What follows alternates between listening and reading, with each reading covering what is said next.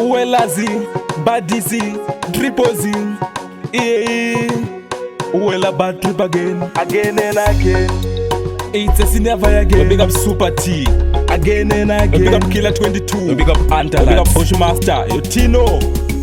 Mwana wangu penyu awusipo kana ndaenda uzowane anerudo life kungorarama uchiti ndipo tidza kushandisa ako maoko. Mwana wangu penyu awusipo kana ndaenda uzowane anerudo life kungorarama uchiti ndipo tidza kushandisa ako. Ndinoda nditerere ndini baba vako ndinotoshuwa rakanaka reupenyu hwako. Mashoko kamanjwenga ameno hako anotambura mangwana upenyu hwako. Dai wangondinzwisisa umwe uvumi hauna kuuya nekushanda uyu. Dzimwe shamwari dzichaita ubate zvakawanda, dzimwe shamwari dzichaita uone zvakawanda.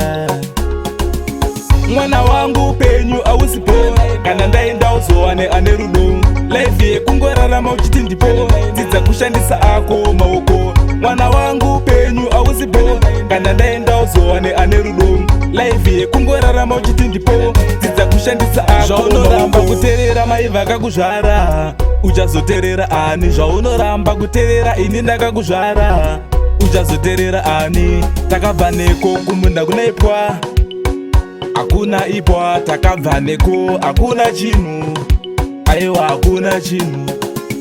Mwana wangu upenyu ausipo kana ndaenda uzowane ane rudo life yekungorarama uchiti ndipo dzidza kushandisa ako maoko. Mwana wangu upenyu ausipo kana ndaenda uzowane ane rudo life yekungorarama uchiti ndipo dzidza kushandisa ako. Ndinoda nditerere ndini baba vako ndinotoshuwa rakanaka reupenyu hwako. Mashoko kamanjwenga ameno hako anotambura mangwana upenyu hwako.